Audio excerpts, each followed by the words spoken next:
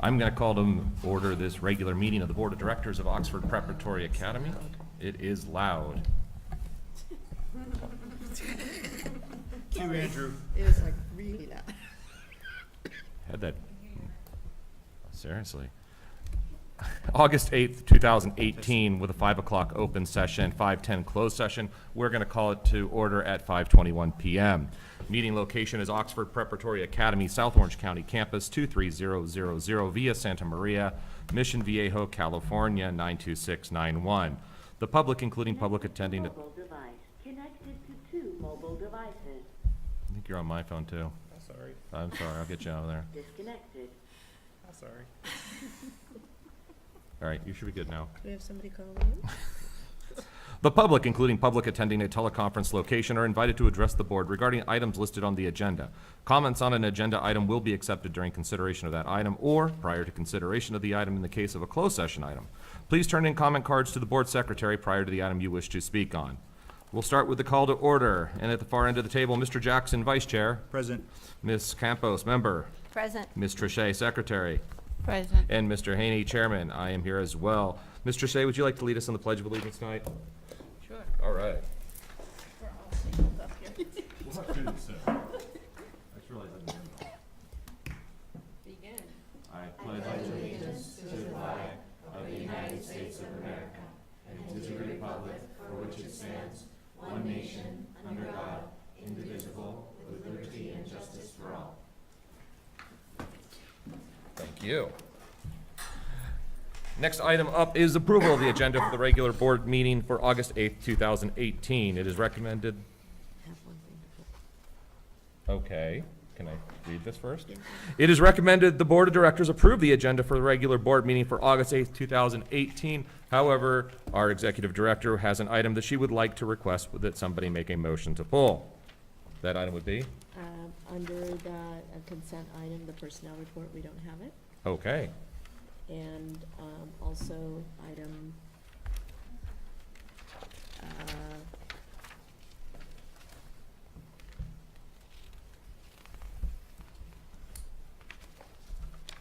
sorry. Item number 9, we don't have it. Okay. So do I have a motion to approve the agenda or to approve the agenda subject to the items being removed? I'll make that motion. Do I have a second? I second. All those in favor say aye. Aye. Aye. Those opposed? This motion passes unanimously. Public announcement of reason for closed session. A, conference with legal counsel, anticipated litigation, Government Code 54956.9D4, one case. B, conference with legal counsel, ongoing litigation, Government Code 54956.9D1. A, Oxford Preparatory Academy versus Ed Light and Learning Solutions, and B, Oxford Preparatory Academy versus Chino Valley Unified School District. C, conference with legal counsel, anticipated litigation, Government Code 54956.9D2, two cases. D, public employee appointment discussion, Government Code Section 54957, positions, Executive Director, Chancellor, teachers. And E, employee discipline, dismissal, release. Public comments on closed session items. Remarks for closed session items shall be limited to no more than 3 minutes. Please turn in your comment cards to the board secretary prior to this agenda item. Do we have any comment cards?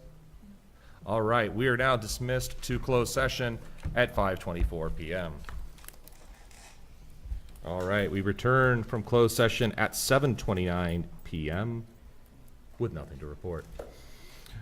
Which takes us to item 4, open session. A, public report. Oh, I said that, we had nothing. B, presentations, reports, and correspondence. First up is site reports with the Romanet 1, 2018-19 school opening reports, Tammy Lohoff and Michelle Schutz.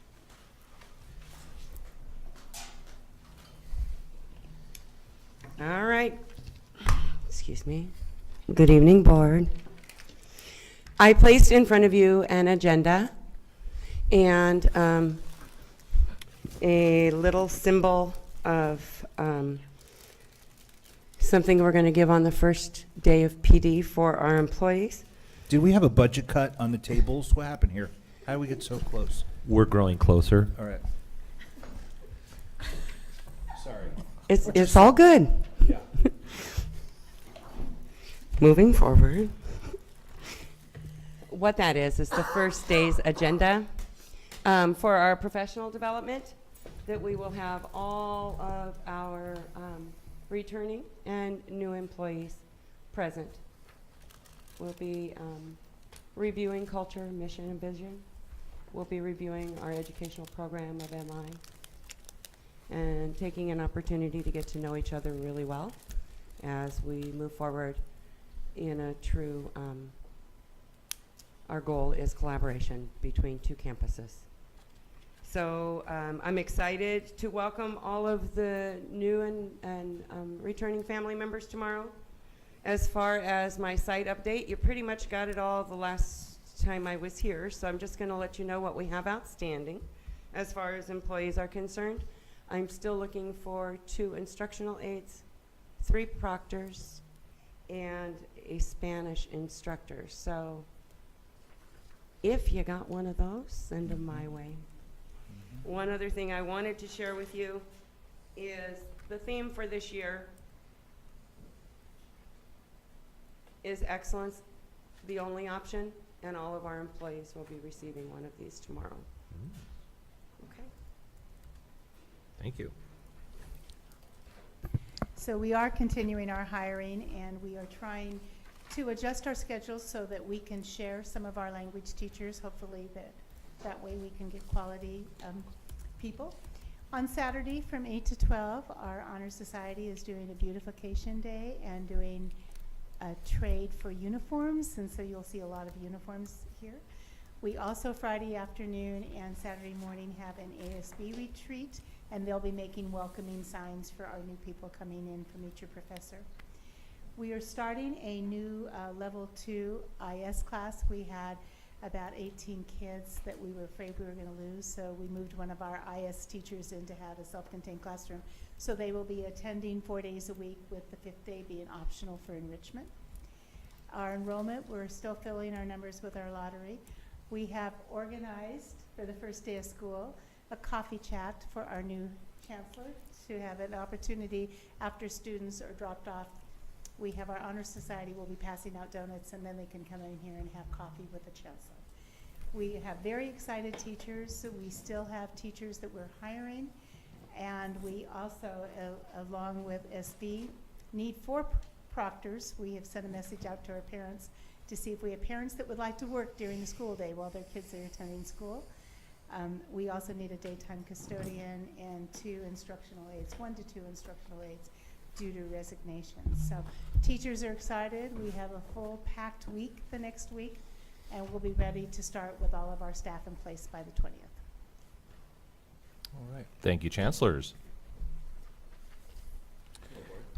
Can you hear me? We sure can. No, we can't hear you because the microphone's too far away from you. That's a dynamic mic. It's a great microphone, but it needs to be very close to you. I can come closer to it. I just wanted to report out on IT readiness for the start of school. We've completed site surveys with site personnel, the chancellors, the dean at SV, the office staff. We've met with teachers. Our focus has clearly been on the Chromebooks, making sure that they are distributed into classrooms, making sure that they get where they belong, that they're in full working order so that we can begin school without difficulty or delay. Tomorrow, the majority of our professors come back, so we're excited to reissue out MacBook laptops to them, and there's been no small effort made to be ready for their arrival. We've been responding to rodent activity, which has threatened the the working order and the network stability of our sites. I know that we're working closely with Capo Unified to provide an appropriate response to that and ensure that we're no longer at the mercy of these rodents. As far as site readiness, those are all the major categories. I wanted to ensure that you understand that we're working extremely hard to make sure that we're ready. My team is at a full-time on-site presence, and then some, starting Monday of this week. And we continue to adjust the resources dedicated to OPA at your direction and as necessary to ensure that we're ready to start school. When I was contracted back in April, the scope was more heavily focused on IT security, and we continue to make that the highest priority of our actions. Without getting into specifics that would potentially, make us vulnerable, I can report that we are taking, IT security very seriously. We're documenting all instances of security access rights, requests, denials, revocations, working very closely with Mr. Diaz and the business team to ensure that as new people come on and as a few aides here and there have left, that accounts are locked down appropriately. We take backups very seriously and are heavily secured, and we're working very hard on inventory of our physical assets at this time. So that concludes my IT update. Well, before you walk away from there, because Tammy slipped away from there very quickly. You saw how she's a pro at this now. Say thank you very much. Goodbye. So thank you very much for all your effort. And for those of you that don't know, so Andrew and his group are kind of the invisible service providers behind the scene. And so nobody wants to see you, right? So all the things that you do, we want those services to just go on. We want the Wi-Fi to work. We want all the printers to work. We want all that. And so you're super handsome, by the way. So I didn't mean to say that. Nobody wants to see you. It's that all the services that you need to provide, we don't want to be interacting with you all the time. Sure. And so you've done a great job of that. Thank you. About being behind the scenes and making sure stuff just works, Thank which you. is great. So thank you very much for all of your extra effort, because there's been an inordinate amount of it. So I just wanted to thank you for that. Okay. Unless anybody else would like to compliment Andrew, but you're going to have a hard time He's very topping handsome. Do you think he's handsome? that. I don't even want to. Okay, there you go. I mean, generally tall, dark, and handsome with a beard is. See? Yeah. That's his shtick. I'll still. All right. But Tammy, can I say something to Tammy? I don't think we can No, we stop you. appreciate you. Thank you so much for this, because I sort of sideswiped you last month with this personal development thing. And it's really, I love that you're doing this and you're taking this thing seriously. It's so important to everybody, and I feel like we made promises to people, so my mouth wrote a check 9 months ago to say, hey, look, or however, was it 9 months? 8 months We'll come ago, up on a year. to say, this is important, and people were asking for it, and we were just super distracted with all these other things.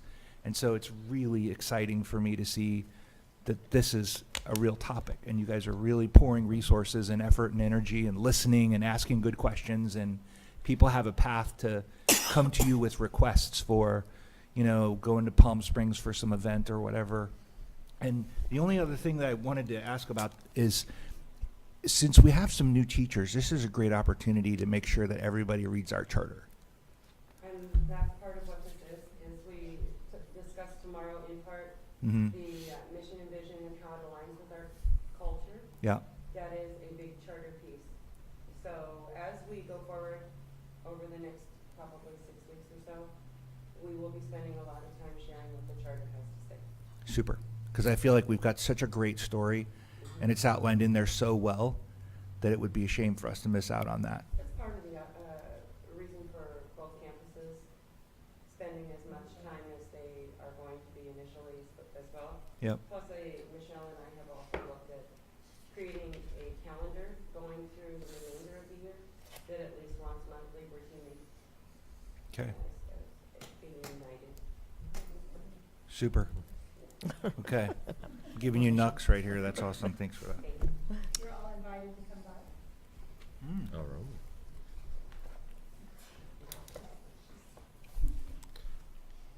right. The next item is comments from the Board of Directors. Mr. Jackson, do you have anything left? Did Andrew just laugh like that out loud? I think Hey, he's so, fishing for compliments. Yep.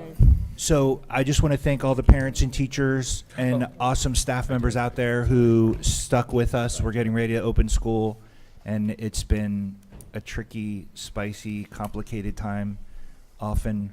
And for those of you that have had faith in OPA and have had faith in your board to work it out and your administration for seeing this through to conclusion, I really appreciate your confidence and your faith. And I feel like it's going to be an awesome year. And we've got the keys to the kingdom we've had since the 4th of April. And so we're discovering new things all the time and getting to the bottom of questions that have been open for a long time, sometimes years. Thank you for having faith in us. Appreciate that. Appreciate you very much. Ms. Campos. I echo RJ's comments and also look forward to a successful and drama-free new year moving forward. Fair enough. Ms. Trichet. I second everything that you both said, but I also would like to share with everyone here, and especially the new teachers and probably the new admin coming on board. When I decided to join the board, sorry, it wasn't an easy decision. I knew what I was getting into. I had a general idea, and then when I actually got into it, it was like, okay, this is real. And it's not easy to be a board member, especially for OPA. There's a lot going on behind doors that none of you probably will ever know. And it takes those special skills to be part of OPA's board and OPA's organization. When I took the decision to join, it's because as a former educator, I truly believe that this school has a very specific mission. And that mission, I don't want it to die. It's a great program. We have great teachers, we have great parents, but somehow down the line, we got shifted from that vision and from that mission. So even though the past couple of weeks, I probably had some reservation to the point where I was thinking of resigning because it was becoming a little bit too much personally. After talking to my fellow board members and also considering the big picture, because for me it's always about the big picture and the kids especially. I'm still gonna be here. I'm still gonna fight for OPA because that's why I joined the board in the first place. And I want you all to remember that we are all in this together. There is no the board and you. It's all of us. It's a shared leadership. We may not agree all the time, but know that we are working for the best interest of OPA. And I cannot begin to tell you, all of us, we spend more time here than we do with our families, to the point where my husband is asking me, do I need to bring you a bed over there? So know that we are really committed to the role that we play. We have very serious decisions to make. They're not always easy, but we try to do the best that we can. So I'm very grateful to be part of an organization as OPA, and I have some great fellow board members with me, admin also, Kathy, Michelle, Mr. Diaz, and all of you. So again, I'm very proud to be an OPA board member, and I'm looking forward, like Mary said, to a new beginning. Let's put the past behind us, and let's focus on what's necessary for our for OPA to continue to strive and be even better and greater. Thank you. Oh, I can't beat that. The one thing I would add is that it is really a privilege and a pleasure to serve on this board with each of the board members. We do disagree, but we have some of the most fantastic disagreements you can imagine. And I feel like we ultimately get to the best decision, And I have had the privilege of admitting that other people had a better idea than I have at times, because they have. And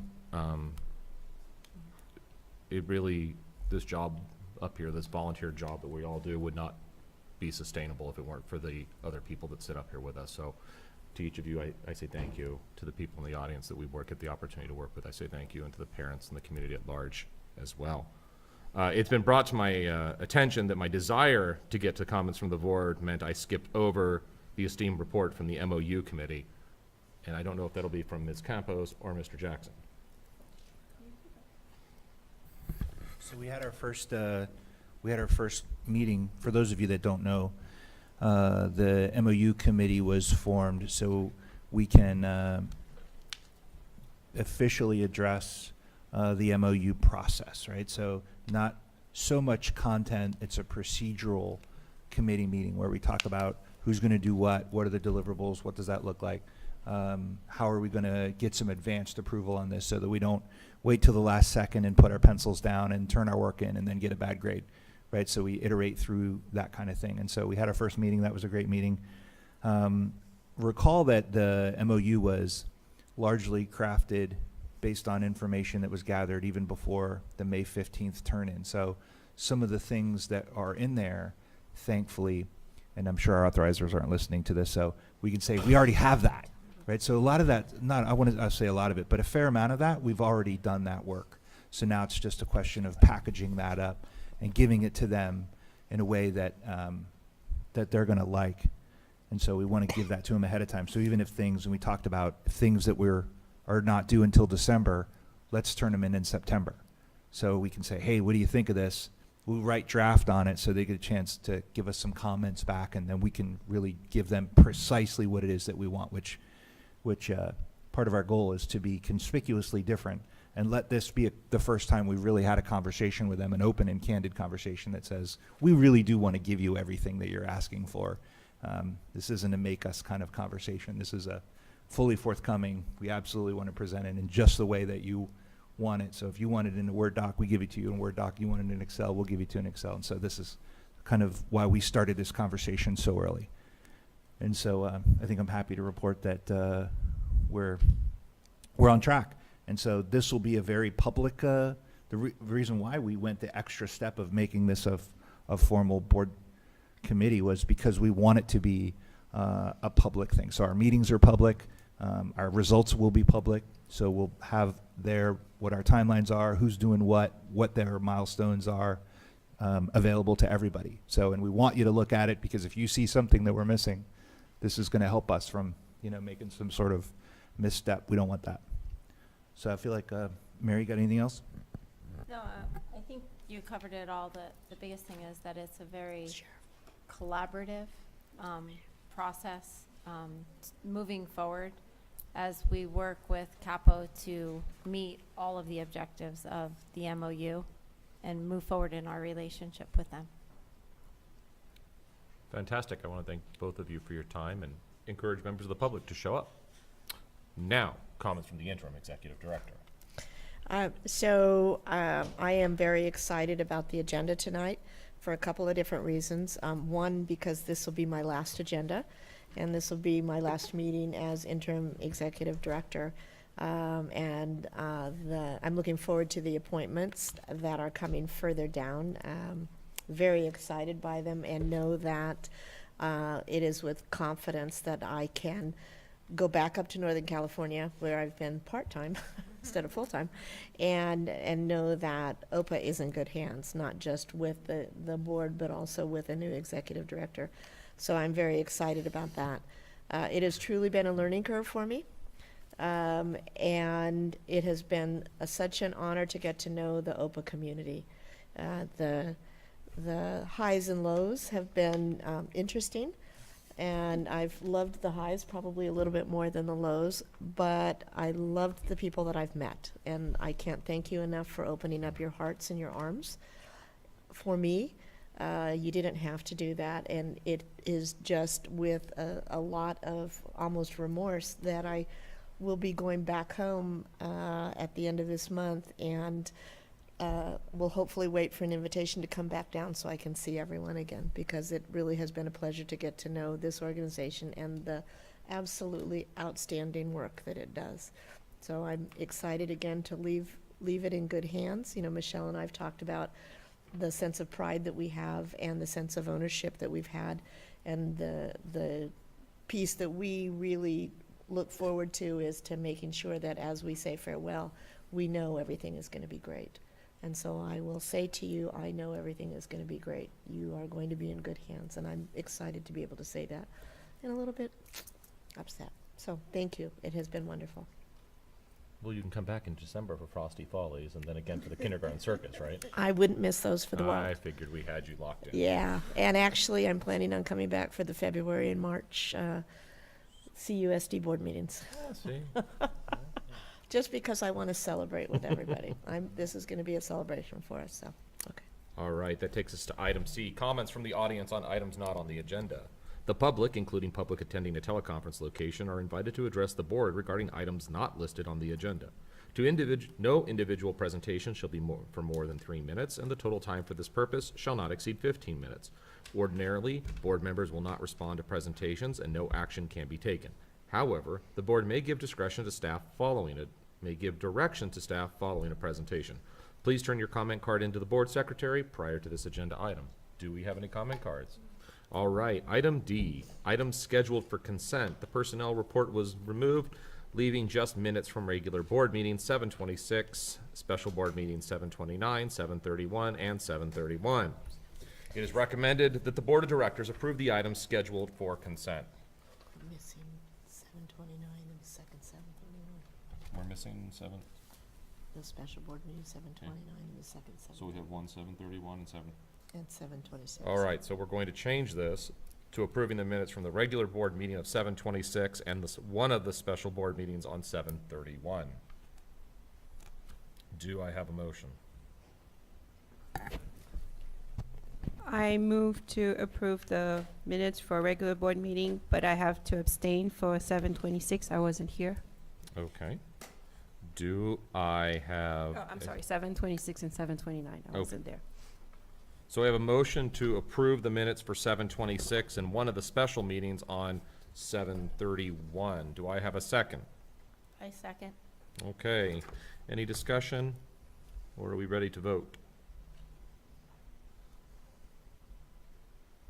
Seeing no discussion, all those in favor say aye. Aye. Those opposed? Those abstaining? Aye. So by a vote of 3-0 to 1, the meeting minutes have been approved. Next up is items for discussion and/or action. First item is approved textbook and material invoices. The board is required to approve any expenditures that exceed $15,000. The following invoices for SOC and SV individually exceed the $15,000 and are brought to the board for approval. They are A, Eureka Math, B, Open Court Wonders Reading, and C, Writing by Design. It is recommended the Board of Directors approve the invoices for Eureka Math, Open Court Wonders, and Writing by Design. So I'd like to speak to this just really briefly. I know that in the past, these invoices haven't been brought forward, but I think it's really important that the board understand what is being done at the school sites, and these are for a significant amount. One of the concepts that we've been working on is bringing uniformity to the programs, processes, and materials that the two school sites are using. So both of the school sites have adopted Eureka Math. Open Court Wonders was adopted by SV, and so SOC is now adopting that as well. And Writing by Design is again going to be used at both of the sites.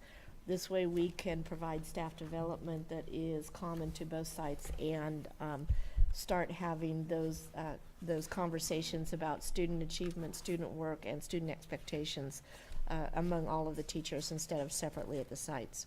The total amounts of the invoices are listed here for you under A, B, and C, and you can choose either to approve this as at one fell swoop for item number 1, or individually approve it A, B, or C, and C. Got it. With that instruction and explanation, do I have a motion at this time?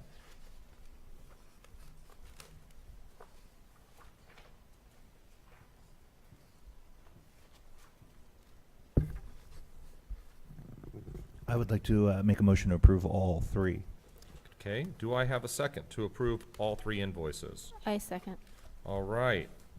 The motion for us is to approve all three invoices. All those in favor say aye. Aye. Those opposed? This motion passes unanimously. Item Thank 2. you. Approve YMC Legal Services invoice. The board is required to approve any expenditures that exceed $15,000. The invoice from YMC, or Young Mini and Core, for legal services performed through June 30th, 2018 in the amount of $15,778.13 is brought to the board for consideration. It is recommended the Board of Directors approve the YMC Legal Services invoice. Do I have a motion? I'll make a motion to approve, and then Osvaldo, you'll take this 5% off the top. I will submit it for discount. Yes. All right, do I have a second? I second. Okay, all those in favor of the invoice from the law offices of Young, Mini, and Core, say aye. Aye. Those opposed? This motion passes unanimously. Osvaldo, you're just gonna pay it, right? Just take the 5% off and cut the check? That is correct. Okay. But I'll inform Young Media as well. Yeah. Good. All Well, no, and they've been real helpful about that, just so everybody knows. Next item up is approve Connor Fletcher and Hedenkamp LLC, I think it's LLP, Legal Services invoice. The board is required to approve any expenditures that exceed $15,000. The invoice from Connor Fletcher and Hedenkamp for legal services LLP for legal services performed through June 30th, 2018 in the amount of $16,416.89 is brought to the board for consideration. It is recommended the Board of Directors approve Connor Fletcher and Hedenkamp LLP Legal Services invoice. Do I have a motion at this time? I'll make a motion. Do I have a second at this time? I second. All those in favor say aye. All those Aye. with the discussion. Oh, we can have some discussion. Okay, before we do that. So Osvaldo, so you have a copy of this contract? Do these hourly rates, remember Kathleen, when you were initially negotiating, say again? Yeah, and they were given this, got it. And so this is that rate? This is. Okay, super. Sorry, Joseph, I'm good. Okay. Any further discussion from the board? All those in favor say aye. Aye. Aye. Those opposed? Those abstaining? This motion passes unanimously. Item 4. Approve appointment and employment contract for Executive Director. After an extensive search, the Board of Directors will be asked to appoint and approve a contract for Executive Director. It is recommended the Board of Directors approve the appointment for Executive Director and approve employment contract. However, before proceeding, I need to read the following. As to the next item regarding approval of the employment agreement for Executive Director, I am required by law to indicate prior to any vote on the employment contract that the contract is for a term of 2 years and 10 months from August 13th, 2018 to June 30th, 2021, and provides the following.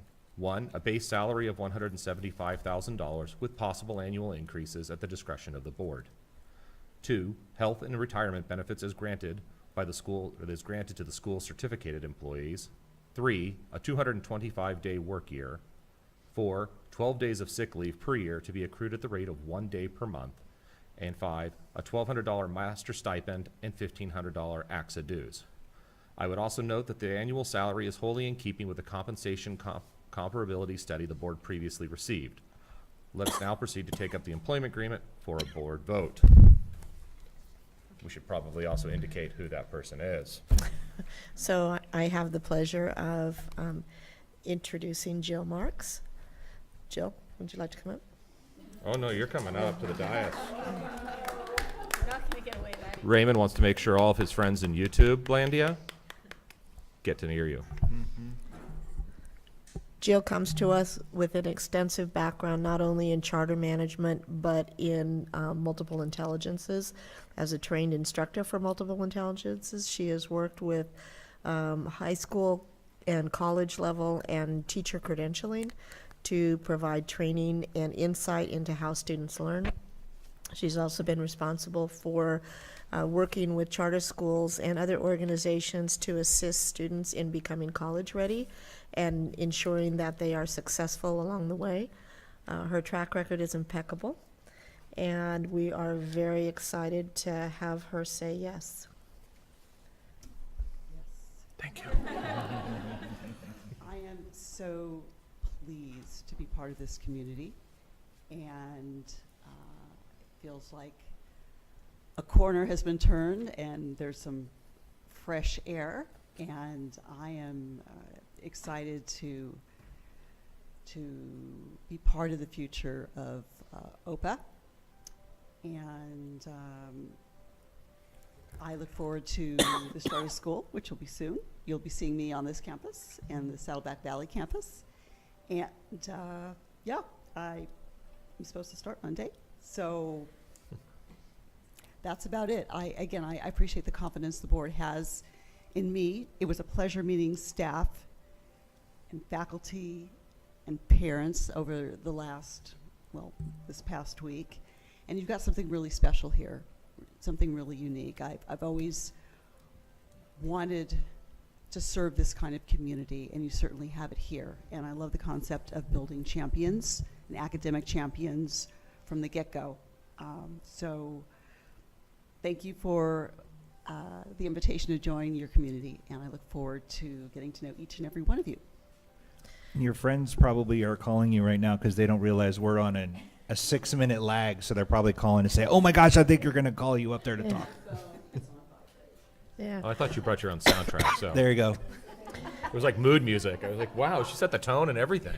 So I do want to say that I'll be available through the end of the month, and that Jill and I will be working very closely together so that I can provide some transition for her as she assumes all of the responsibilities and heads right into the laundry list I already have of things that she needs to do in a very short period of time. But I will be available on call as well, and we've already started our collaboration meeting, so she's off to a great start. So can I make a motion to approve this contract with Jill Marks for the position of Executive Director? With one modification to that. Osvaldo, does this include our bi-monthly pay? Oh, it does not. Okay. So the one amendment that I would like to make to this is that we amend this to do the bi-monthly pay to match everybody else, right? Absolutely. Okay. I second. All right, any discussion on this matter? Okay. The motion before the board is to approve the appointment of Jill Marks as Executive Director and approve the employment contract subject to the modification that the pay schedule be changed to bi-monthly to reflect the rest of our employees. All those in favor say aye. Aye. All those opposed say no. This motion passes unanimously. Ms. Marks, we look forward to seeing you on Monday.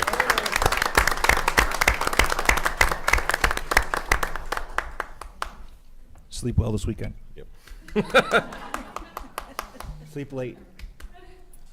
I thought that was us. We get to finally sleep well. Yeah, we do get to sleep late. I can't wait. All right. I'm very excited about that. Item 5, approve appointment and employment contract for Chancellor.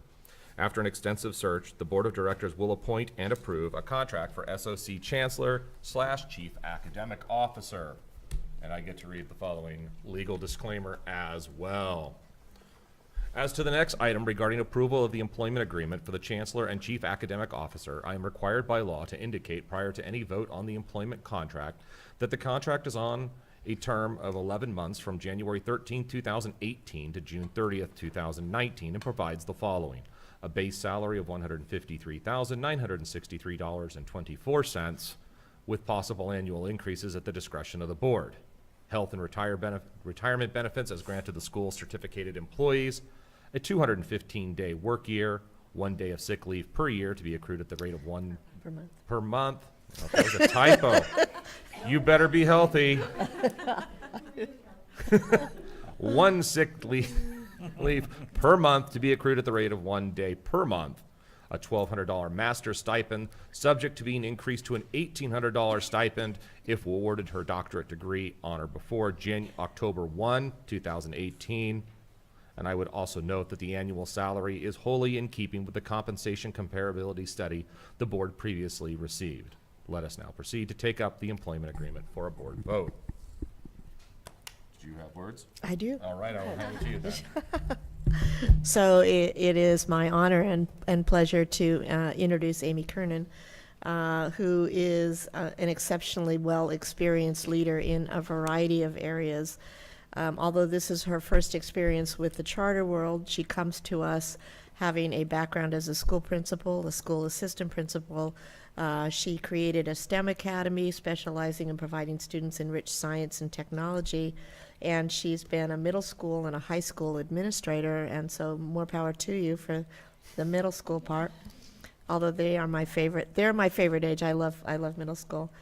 She's currently serving as the director of assessment and accountability for Laguna Beach Unified for another couple of days, and Hopefully they're not listening. and has an amazing expertise. Yeah, and has an amazing expertise in the areas of curriculum instruction and assessment and educational technology. So we are thrilled to have her join as the SOC Chancellor, and she's going to be also serving some additional responsibilities as the Chief Academic Officer, working with both campuses, keeping what Michelle and Tammy have started alive and well with the teamwork and moving us forward. So, yay. So Amy, And I know that the SOC campus is jumping for joy right now that she said yes.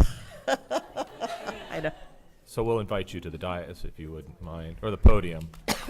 And Is your phone on vibrate? I believe it is, Okay.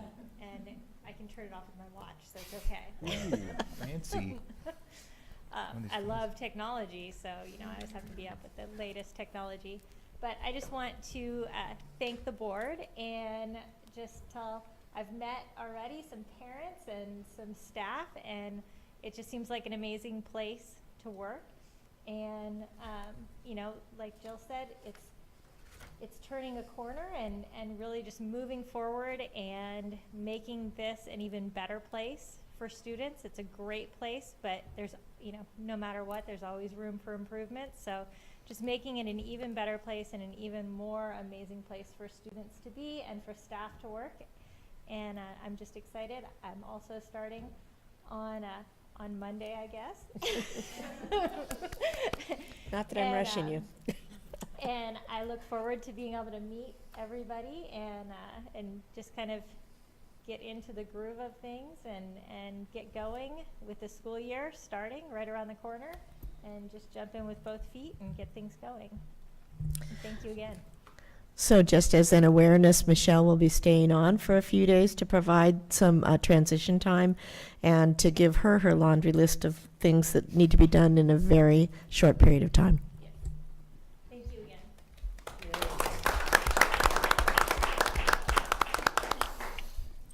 so the motion before the board is to approve the appointment of Amy Kernan as Chancellor and Chief Academic Officer, and approve the employment contract, which I assume also has to be modified to reflect a bi-monthly pay schedule as opposed to what's in there right now. That's correct.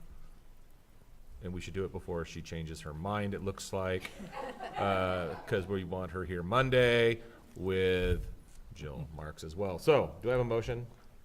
I motion to approve the employment contract for Chancellor at SOC. Do I have a second?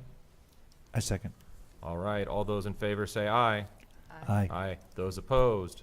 I abstain. With one abstention, this passes 3-0-1. Welcome. We'll see you Monday morning. Probably.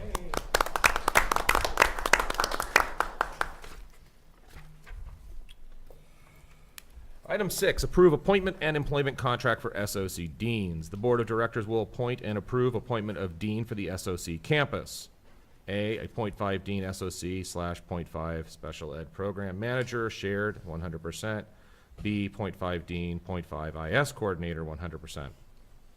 It's recommended the Board of Directors approve appointment or appointments and contracts for 0.5 SOC and or 0.5 special ed program manager shared / NCLP manager shared 100%, and B 0.5 dean / 0.5 IS coordinator 100%. Do you wish to speak on this? There has been a lot of conversation going on about what the needs of this campus are, realizing that we have to have a full-time dean to support our new chancellor so she doesn't leave, but also because of the different job descriptions that are entailed within that contract. And the discussion now before the board is to take a look at either appointing two with other job duties so that we still only have one dean, or to decide to appoint just one full-time person and direct us to go back and find the other folks that are needed to do the program manager and the IS coordinator. So the item that is before us is to approve the .5 dean on, combination on the two things listed. Do I have a motion? So if I want to say that SOC needs a full-time dean, that's like a 1.0 thing, how do I? We need to make a motion and then a second, then we can have discussion, then you can revoke your motion, and you can or you could make a motion now for something entirely different, and we can second that and have a discussion. Okay. Was that clear? It is. Okay, good, because I didn't. Although think you it said sounded clear. revoke my emotion, you said that. I heard you said that. Only, it depends on the motion that you make. If you He have, said if revoke you my like- emotion. Yeah. That's what I heard him say. But so then I would like to make a motion for SOC to have a full-time dean, like a 1.0 person that does the business of a dean, who's here to help the chancellor thrive and who's able to give. Because I feel like we probably need some other staff to do some of that other work. So how's that for a motion? It was pretty emotional. Do I have a Okay. second? I second. All right, we can now have a discussion on this item. Here we go. So, I feel like SOC is a great campus, and it's got a lot of awesomeness here, and leadership would be super duper helpful. And so the professional development component is huge, to make sure that we've got all of our analysis in place, to help students be as great as they can be. And I feel like we need a full-time dean to make that happen. So anytime I start hearing point 2 of this and point 6 of that and point 3 of this other thing, I get worried that they're not going to be a full-time dean, and it's going to make things tricky. So what do you guys think about that? So I agree with that. I think, and based on what we heard a couple months ago as far as recommendations for staff goes, one dean for SOC was what was needed, and that 100% commitment, I think, is needed for SOC to be successful. Ms. Trichet? I agree. I second the opinions that have been put forth. I think it's important that this campus, with all that it's been through in the last year, really does need sustainable, dependable leadership. And I think that comes from one individual being tasked with that specifically and not having to be pulled in multiple directions. And so I am fully in support of having one designated person to assist the chancellor in those duties. So do we have the option of naming Ms.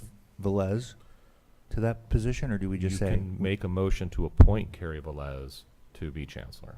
He has to amend his Oh, you have to, motion. Dean. Sorry, that didn't mean for your. 2.0. I am very sorry.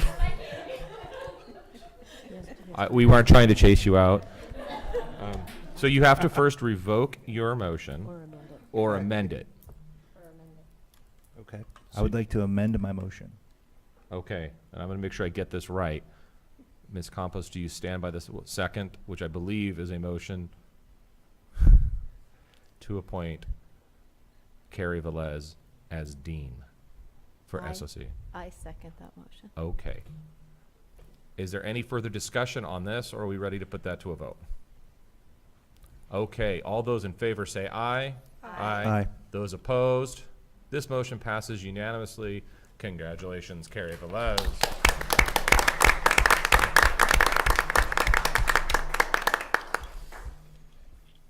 Item 7, approve new wellness. Congratulations to everybody there.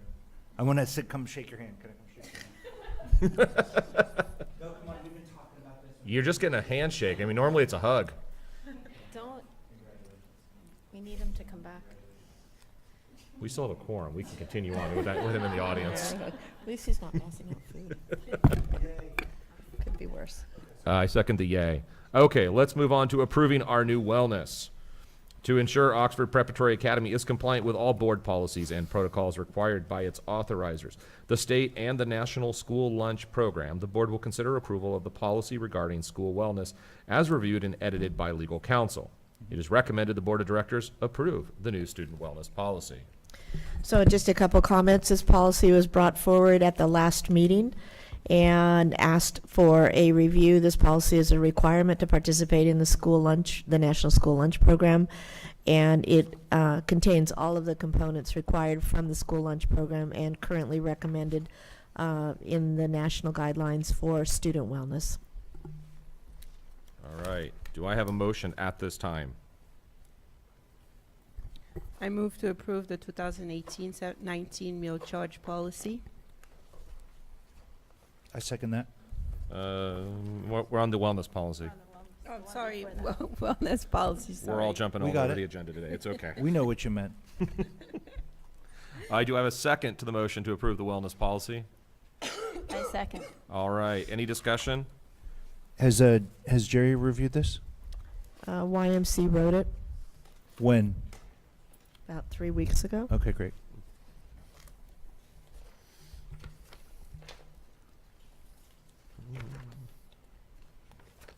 Joseph taught me to ask that question all the time. Any further questions or discussion? Love it. Let's do this. Seeing none, let's put it to a vote. The motion before us is to approve the new student wellness policy. All those in favor say aye. Aye. Those opposed? This motion passes unanimously. Moving on to item 8, approve the 2018 meal charge policy. To ensure Oxford Preparatory Academy is compliant with all board policies and protocols required by its authorizers, the state and the National School Lunch Program, the board will consider approval for the 2018-19 meal charge policy, meal applications, processes, and/or procedures, and prices as reviewed and edited by legal counsel. Presented by Ms. Doherty. Again, this policy was brought forward due to the National School Lunch Program and a requirement to be consistent with all charges and student fees regarding school lunches and also accessibility of student lunches. So this policy was drafted by legal counsel. You received it during the last meeting, and it is brought forward for approval at this meeting so that we can get started with this at the beginning of school. So we have to have a motion to discuss, but there is a selection we have to make in here. So do I have a motion to approve the meal charge policy? I motion to approve the meal charge policy. I second. All right, all those in favor, oh wait, The discussion. discussion, sorry. One thing I note in our policy is there's language we have to choose.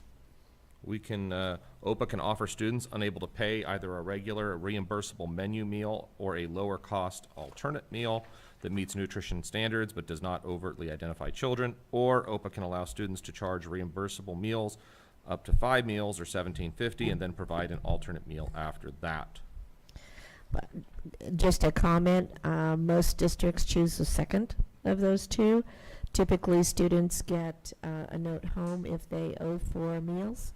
And No, they don't. They write on there with the magic marker on their or on their sometimes they hand, write on your hand with a magic marker, yes. which I Our love. I policy love says that. you're not allowed to do that. Oh no, just my kids. I'm saying.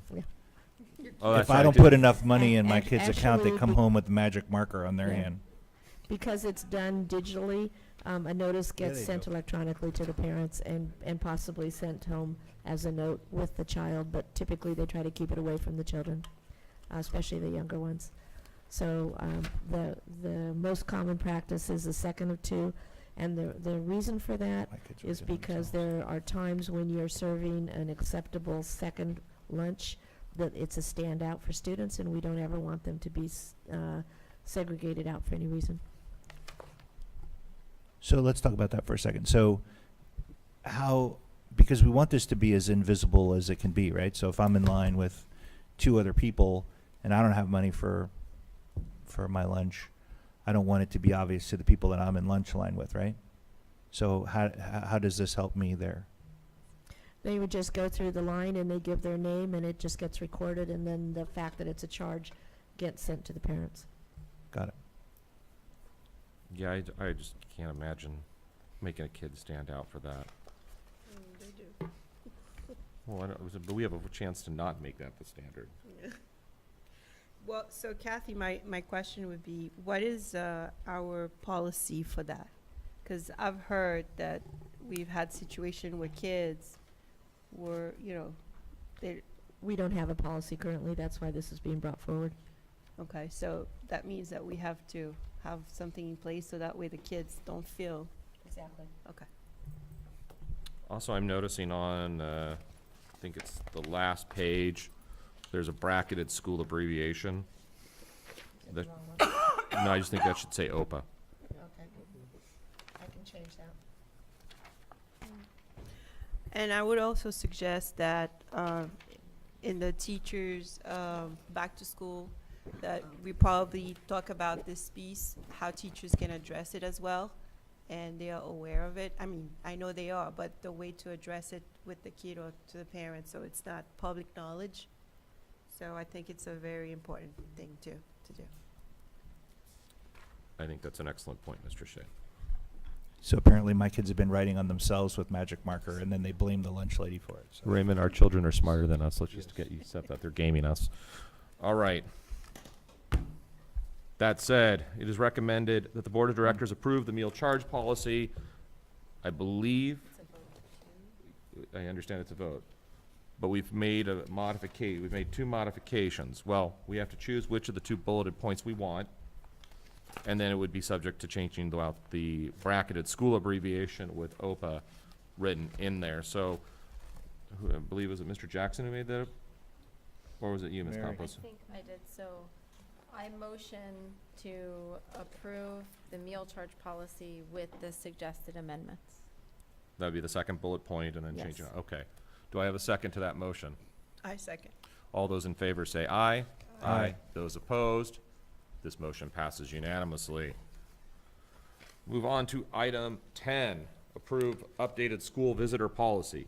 The Board of Directors is committed to safeguarding the schools by ensuring that policies and procedures are updated regularly and shared with Oxford stakeholders and authorizers in a timely manner, ensuring transparency. The updated school visitor policy has been reviewed by both advisory councils, administration, and legal counsel. To ensure Oxford Preparatory Academy is compliant with all board policies and protocols required by its authorizers, the board will consider approval of the updated school visitor policy, presented by Kathleen Doherty. So this policy first came to the board last March. It was reviewed in April, and then again in May. It was reviewed by administration, and input was given by both of the advisory councils and sent forward, and then legal counsel took all that and made some more changes to it. So this is the final compilation of that. I am recommending that this be approved as presented at this point because of the reviews and changes that it has seen with legal counsel having the final say, so that we can start the school year off with this policy in place. Okay. It is recommended that the Board of Directors approve the updated school visitor policy. Do I have a motion at this time? I make a motion to approve as presented. Do I have a second? I second. Okay, any discussion at this time? Nope. Okay. And seeing no discussion, all those in favor say aye. Aye. Those opposed? This motion passes unanimously. Takes us to item 12, approve new social media policy. 11. Volunteer? Volunteer. Can't get through this thing. All right. The Board of Directors is committed to safeguarding the schools by ensuring that policies and procedures are updated regularly and shared with Oxford stakeholders and authorizers in a timely manner, ensuring transparency. The updated volunteer policy has been reviewed by both advisory councils, administration, and legal counsel. To ensure Oxford Preparatory Academy is compliant with all board policies and protocols required by its authorizers, the board will consider approval of the updated school visitor policy, presented by Kathleen Doherty. So this is the new volunteer policy, and this policy first came before the board again in March. It then went to both of the advisory councils who gave input on it, and then went to legal counsel. Administration has reviewed it, and I'm recommending that it be approved so that we can start the beginning of the year with it. There is a significant change to this policy, to our practices and procedures, in the sense that this policy adds a fingerprinting requirement, and it also adds a TB risk assessment requirement, and it adds the fact that volunteers will be trained, and there are limitations on what volunteers can be used for. So not only will volunteers be trained, but also staff will be trained on how to use volunteers appropriately and effectively, so that our volunteers are feeling appreciated and valued. It's a very comprehensive policy, and again, it has had input from both of the advisory councils, from administration, and the last piece from legal counsel. Okay, it is recommended the Board of Directors approve the new volunteer policy. Do I have a motion? I motion to approve the new volunteer policy. Do I have a second? I second. All right, is there any discussion at this time? Who pays for fingerprinting? Who pays for that? That is typically up to the school and hopefully the Honor Society to help with this process. Some school districts choose to offset, or some schools actually and districts choose to offset the volunteer cost by paying for part of it. Other districts choose not to do that, and some charter schools pay nothing, and other charter schools ask their parent advisory group if they will offset or pay for all of the volunteer fingerprinting. The idea is to get an organization to come forward at the school site so parents can be here for a back to school night or a meet the professor night or a meeting night, and it can be taken care of right here on the spot, so they don't have to go anywhere else to do it.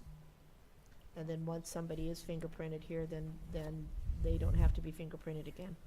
It stays for the life of their time at OPA. So how does this work? So if we do this tonight, is there any sort of period where you say, well, if we haven't been TB, what did you call it? TB what? The risk assessment. If you haven't had a TB risk assessment, we vote on this today. I don't want to have all the volunteers evaporate tomorrow. Right? That would be bad.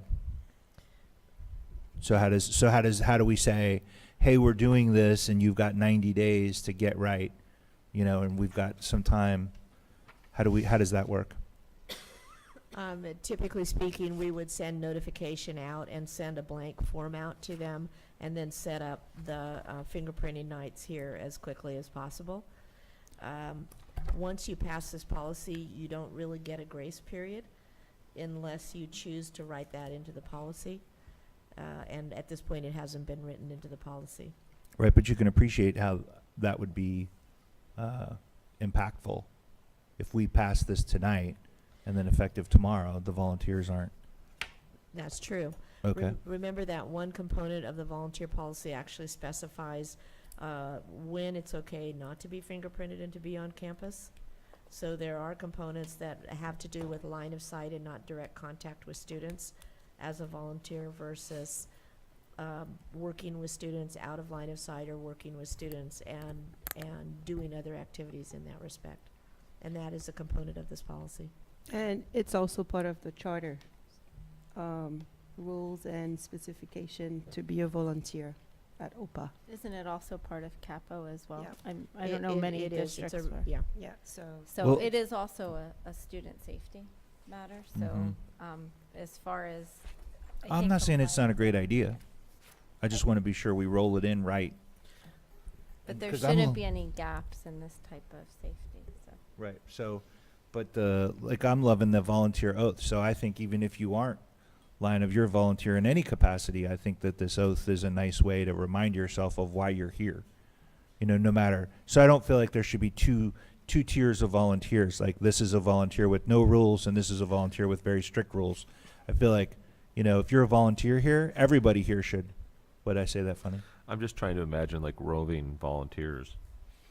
Like mobs of volunteers going around, and some have Being volunteer herded. stripes, and some. Exactly. Well, Yeah. I'm a sergeant volunteer, and therefore I have all kinds Like of. feral volunteers. It is the recommendation actually coming from legal counsel and also from the general safety standards in California and now national safety standards that every single person that's on the school campus during the school day while students are present be fingerprinted. Out of curiosity, if somebody's already gone through this, let's say they're a coach or they're involved in scouting or something, and they've already gone through can they take that clearance and transfer it over? No, and that's a question that gets asked regularly. The reason for that is we have our own special code, so any fingerprint information comes to us. So if there is an update on one of our volunteers and something happens, it gets sent to us. It only gets sent to the organization that does the fingerprinting. Got it. So I know people who have 7 or 8 sets of fingerprints in Yeah, the I was same just trying to training. think about people that are volunteers, tend to volunteer in multiple organizations. and That's just- true. So will our database, when you check in up front, also be updated so that staff knows, yes, in fact, they've been fingerprinted and they There will can be- go through? Yes, there will Okay. be a list of people, first of all, that get fingerprinted, and then there will be a clearance list that's updated as those clearances come in. Some people don't fingerprint very well, and by that I mean, if you have older hands like mine, sometimes they don't show up and it takes 2 or 3 tries before they get a good read, Or if you sanded it off. or if you, well, that too. I wasn't thinking of that. Like a feral volunteer would. Yeah. Right. So the fingerprint clearances come back, not all at the same time. So as fingerprint clearances come back, they'll keep a list, a master list, and once somebody's on the list, they stay on the list unless something comes back to us that says it might be time to remove. So then at the site levels, though, I think it's important so that the office isn't always like going crazy trying to validate, that there's also a system that we put in place for this implementation that says if a parent volunteers in Ms. Velez's class, she can just call the front office, they can look in the database, and the person's green. They're cleared for that level. What a lot of the schools do is they give the volunteers a badge that Yeah, has that's the what volunteer I was badge with their gonna say. picture on it. With the badge, they Okay. know. Okay, so then that's So something that we should maybe make the sure. the best way to do it too, Kathy, would be, if you are not fingerprinted, you don't get a badge. Well, that's correct. Because everybody right now gets a badge automatically, but if you're not fingerprinted, that means Or You maybe don't you get- get a badge that's different than somebody If- else. Exactly. Or Remember we could that the have a visitor different badge for. There's there can be a volunteer badge, and then there's a visitor badge that if somebody's visiting a program, you have your monthly assemblies that they're doing or any special Mhm. performances. That's a visitor badge, and so you don't have to be fingerprinted for So that. what about if it were, because I'm trying to think of a way to make it easy for the office to implement. So if you're TB tested and you're cleared, you get a badge. If you're just like a day volunteer, you're not doing it frequently, then you get the little paper sticky ones. Mhm.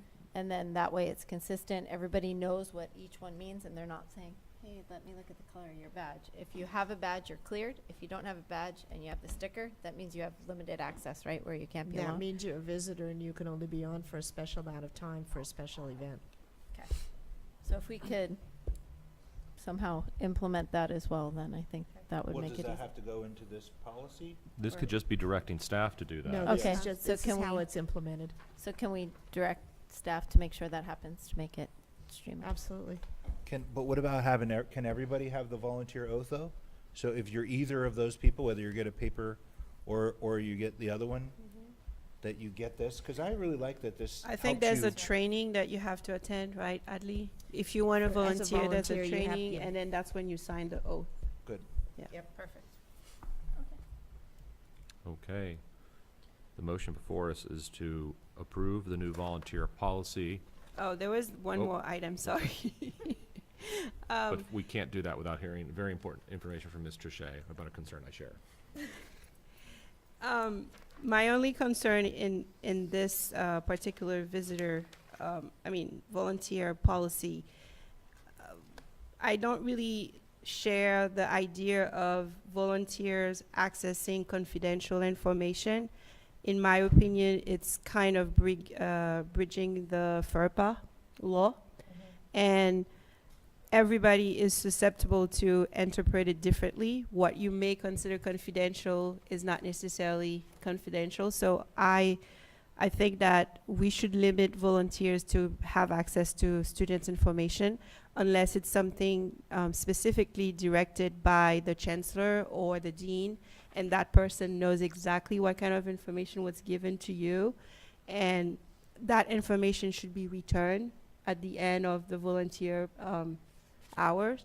Or I don't know how you guys feel about it, but I think based on past history, especially at SV, I think it's very important that we keep confidential information very confidential, because it seems that people have a very different way of interpreting confidential, and we don't want to have a lawsuit pretty soon because we violated FERPA. Yeah, absolutely. So that is Section E that you're talking about. And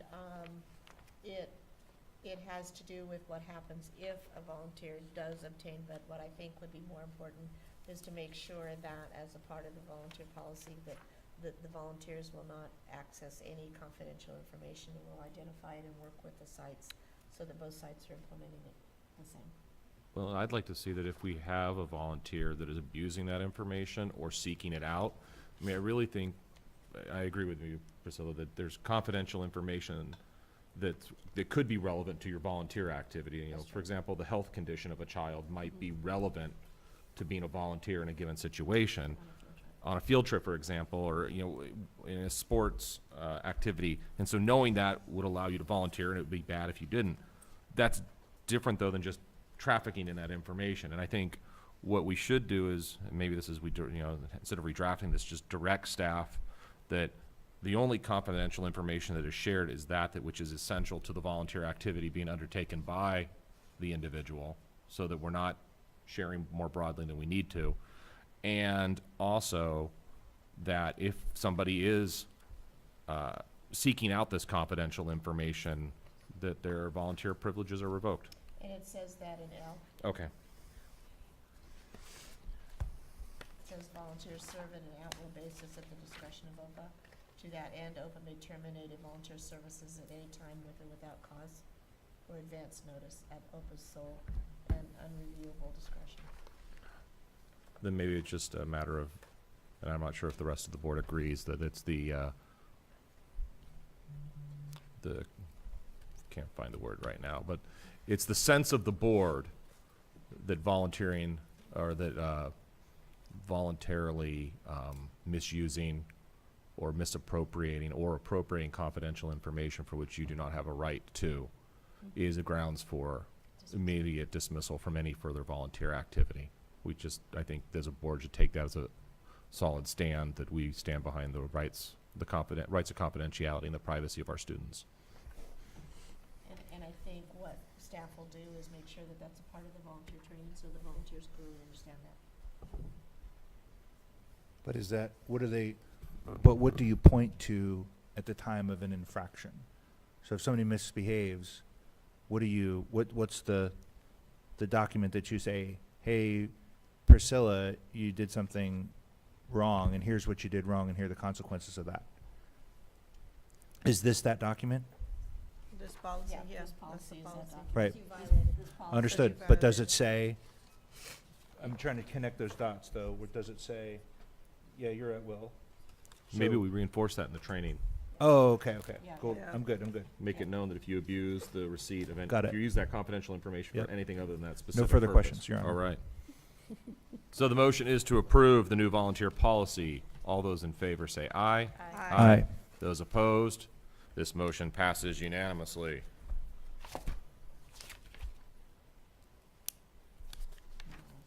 Now 12, approve new social media policy. The Board of Directors is committed to safeguarding the schools by ensuring that policies and procedures are updated regularly and shared with Oxford stakeholders and authorizers in a timely manner, ensuring transparency. The new social media policy, as recommended and/or written by legal counsel, was brought to the board for review on May 24th, 2018 to address potential 21st century digital and social media issues Oxford Prep faces. The board will consider approval of the social media policy, presented by Kathleen Doherty. So in May, we brought you this policy in its original recommended version, It was written by legal counsel based on input from the staff and from the community on the need to have a social media policy because we currently do not have one. It is a very conservative policy and addresses all of those things that may possibly come up relating to the use of social media, not only by staff but by community members in respect to school social media pages and communications, although it does not limit a person's right to communicate via social media, but rather the use of school-sponsored pages and sites. All right. It is recommended that the Board of Directors approve the social media policy. Do I have a motion? I motion to approve the social media policy. Do I have a second? I second. All right. Is there any discussion on this? Just to confirm, this only governs how OPA, the organization, behaves, right? So this isn't, That's correct. got it. That's the point I was going to make, is that this does not infringe upon anyone's rights of free speech. No. Insofar as they want to set up a Facebook page and say whatever they wish about the organization, subject to the usual libel and slander rules that are out there. The only way that the organization could edit somebody's speech is if they showed up and started posting comments on our own Facebook pages.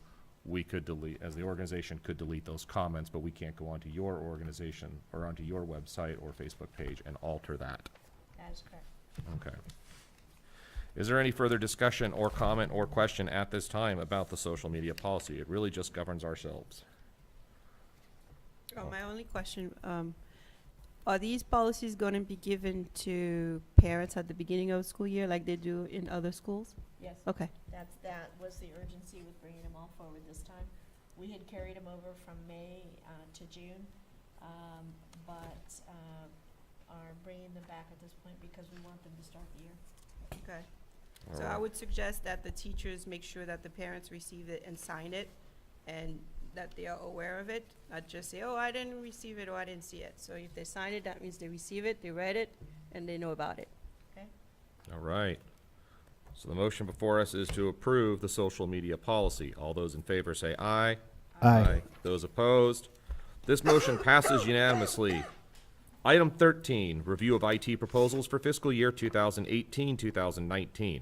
To ensure the organization is compliant with its IT controls and procedures, the OPA Board of Directors intends to hire a high-quality IT organization to provide services multi-school charter schools. There are 3 acceptable proposals for IT service provided. It is recommended that the Board of Directors will hear from the prospective providers, review and make a decision to move forward with one company with an effective date of 8/1/18, presented by Kathleen Doherty. So we do have 3 acceptable proposals in front of you. We have one from South Coast IT, one from Charter Tech, and one from Swift. Is it Swift? Swift? Swift Tech. Oh, you're South, yeah, you're South Coast, sorry. Swift, yeah. From Swift Tech Solutions. And Swift Tech was not able to be here tonight to present theirs. But Will from South Coast is here to present his, and Andrew is here from Charter Tech to present his. So I'd like Will to start. Good evening, OPA. Sorry, I'm a little tall for this microphone. So I appreciate Kathleen reaching out to us and actually inviting us here tonight. So based on the conversation we had, she said that you guys were looking for managed IT services, and you currently have like Google Apps, thank you, Google Apps implemented. You need some technical support on-site and off-site. So our organization, South Coast, is the #1 IT services provider in OC. We've got all kinds of clients: entertainment, nonprofit, law firms, financial organizations. Plenty of references we can give to you, but we basically provide the highest quality managed IT services on-site remotely. So our office, prime office, is in the city of Orange. We do have a virtual office with a few other technicians right next to John Wayne in Santa Ana. Our typical response time, which is kind of high up there compared to some of the others, we can get here in 60 minutes. So we have 10 technicians on-site remote. Whatever you need to get done, we can send someone out here and have it fixed up, or monitor whatever you need done. Thank you. I have a question Yes, sir. before you go. Thanks very much. Mm-hmm. So how many, I'm looking at your quote, Right. kind of the last page Yep. is $2,000 a month. Correct. Am I seeing that? Okay. Yep. And so walk me through what's included for $2,000 a month. So there's two parts to this. Yeah. You might want to look at the last page, and then page 9 Yeah. has a little bit more explanation of like the example of the services you'd receive. So for your organization, you would definitely fit under the large or enterprise class business. Okay.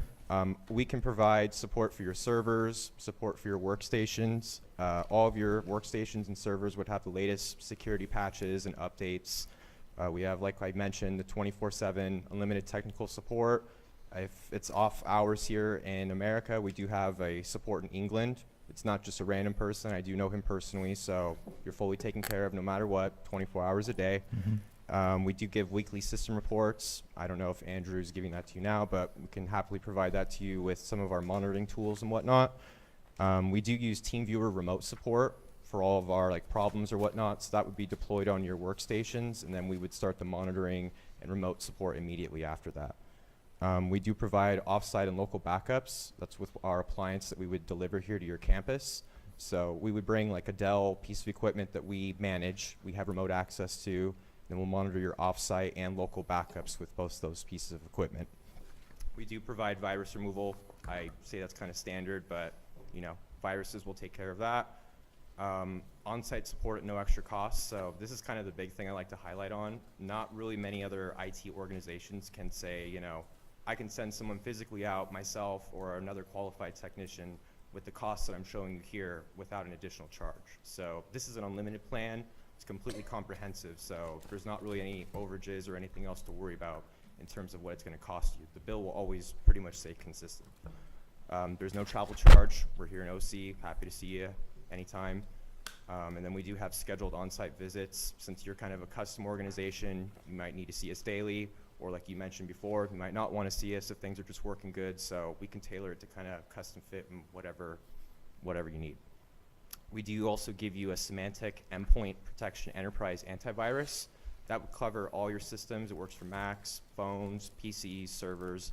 We would get reports and monitoring on that, and it updates, I think, every like 8 hours with a new database. This one doesn't really apply the rollover of unused time. Some of our smaller contracts, you can, if you don't use your time, it'll roll over, but you have unlimited, so it doesn't really apply. And then the on-site visits, that just basically shows our typical working hours, which are 8 a.m. to 6 p.m., then off hours 7 p.m. to 7 a.m. Got it. So you're getting all of that, as well as, if we go back to that last page, particularly what Kathleen kind of mentioned that she wanted as well to be kind of tailored in there, was the monitoring of your security systems and the security cameras. We don't typically do that, but it's no problem. I've already incorporated into this proposal here for you.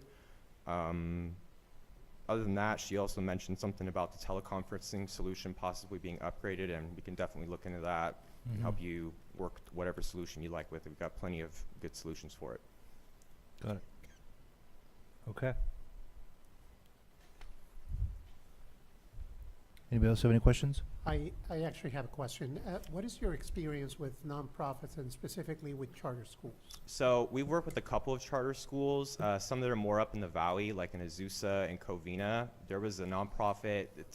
I kind of call it a school because it's half and half. It was really a homework house is what it's called. So it's a nonprofit charity where like kids that are kind of in impoverished neighborhoods, they go in, they have computer systems set up there. They can, thing that was a little bit special about them is a lot of them were teaching like people who only know Spanish how to learn English. So we work with that organization, as well as we work with a nonprofit here in Costa Mesa that basically helps people who are like a victim of foreclosure and whatnot, and helps them get their funds back from their foreclosures or whatever. So that's our particular experience with schools. Did Kathleen share with you what our mixture is of hardware? Not exactly. Okay. I haven't really taken a site survey or anything. I honestly just have basic primitive information. So this is what I was able to prepare with the info I had. Got it. Thank you for doing that, by the way. My pleasure.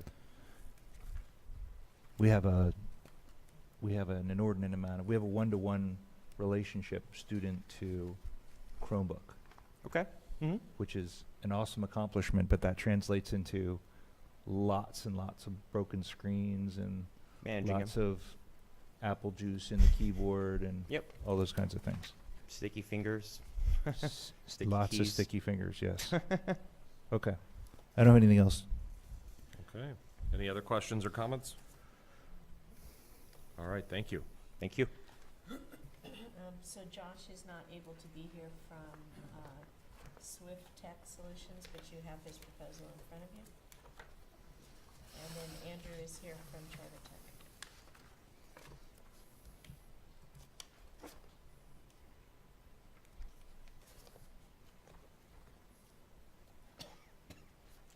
Andrew, did you want to take a moment and address us? Yeah, sure. It's much more comfortable standing upright. Thank you. It's all part of the service. I've been in IT support for 15 years. Since you were 7? Since, yeah, Good. a little bit older, but pretty close. We've been specializing in charter schools for the last 7 years or so. My organization is about 25 full-time employees serving 40-ish charter schools throughout the state of California. We've also got some team members in some schools in Colorado. I say 40-ish. It's not because I'm skittish and can't be pinned down. It's because some people call their independent study school by a different name. Sometimes you have 2 schools on the same campus. Some schools are virtual. We serve a lot of schools. We understand school needs quite well. I was fortunate enough to be contracted back in April to assist you with some really unique needs that you had at the time, and some of which you continue to have. You're a very unique charter school. Because we have the most handsome chair ever? Is that why? I haven't seen my competitors' proposals. I was kind of scrolling through, and I was reading the wrong one when South Coast was presenting. I was reading Swift Tech and realizing what's going on. I haven't seen my competitors' proposals. What I can tell you is that the proposal I've submitted to you is in line with your needs, is in line with what other schools are paying for this service. It's a significant cost reduction over the prevailing, the historic way of staffing IT needs at this organization. I can tell you that I don't have an organization with your needs paying less than this much. I can tell you that your needs are quite extraordinary, and Tell us what our needs really are. Come on. You have a really special program, and you have some historic challenges that you're overcoming, and it's a privilege to be called upon to assist you in a time of great transition and challenge. And as I shared with Jill earlier, I'm not sure if I do this for the money anymore. I really enjoy the work that my company does, and it's really a great thrill to help organizations like yours through a tough time. It fills me with a tremendous sense of accomplishment. We have been working we have previously, up until this moment, for the last 8 days of August, been working under what feels like a pretty precarious contract situation. I'm not sure how many legs I have to stand on with regards to explicit billings to your organization for the time that we've served in the month of August thus far. But it's been a privilege to serve. We have already begun staffing at a full-time level, full-time plus level. It is unusual that I would have so much involvement personally. I can stand here and tell you that it's very unlikely that I would continue interacting with your team, your leadership team, with the level of frequency that I have been. It seems very likely that we would continue to do that for some time into the future. as we try to transition into a more normal circumstances as a department. So I don't stand before you and say that and promise to be this face every single day for the rest of your organization's school year, for example. But I've got a really solid team, and we've got SQL specialists for when your SQL server that backs your Aries database goes down and you need a special script written for that. We've got a really enthusiastic and eager and great group of people that provide on-site support. As an organization, we value first and foremost for our on-site people a heart of service and a servant's heart, so to speak. So we hire people that have the right personality to connect with on-site staff. Behind the scenes, we are sometimes we're coding nerds, sometimes we're little specialists. But we're quite dedicated in what we do, and I welcome specific questions, although I feel like I've been rambling a little generally, so forgive me for that. Duly forgiven. Raymond, do you have further compliments or questions? None. None, okay. That's the first. Yeah, what's going on? Kind of shocked here. Well, because we're going to talk about this between us now. Okay. Any other board members have any questions specifically? Okay. Just Thank you. waiting for RJ's next round. I All right. Oh, come on. Okay.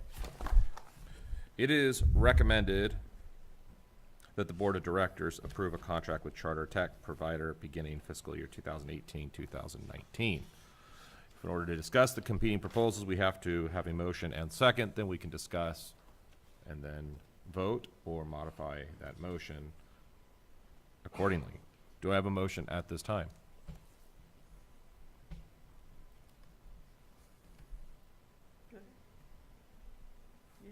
Yeah, I'd I'd make like a to make- motion that we approve the contract with Charter Tech beginning.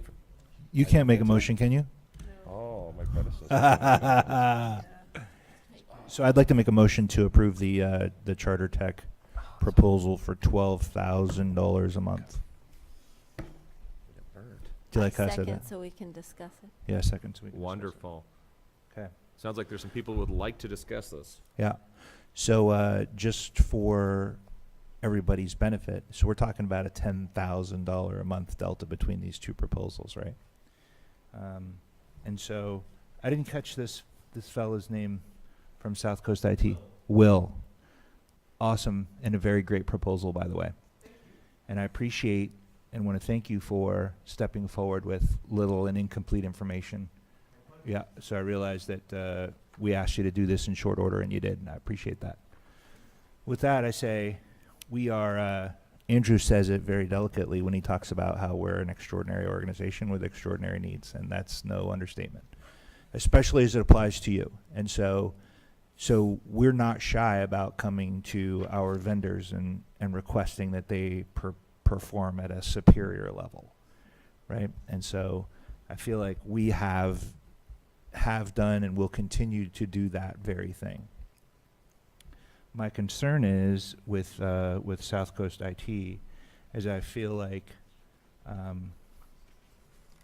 we will bury them in requests, and we've got, I mean, there are 72 Chromebooks behind me in a cabinet that are in various stages of disrepair that are going to need to be repaired in short order. Right? School starts on the 20th, and so somebody's going to need to send probably 2 people here and fix those things all day and all night to make them work for school. Andrew probably doesn't know that, so good thing we got his bid before he found out about that. But that's where I feel like, even though it's expensive, he knows what's involved, and we can go to him and say, do it, and it's going to get done. And so I feel like for that reason, it'd be appropriate to commit at this level. All right, any further questions or comments?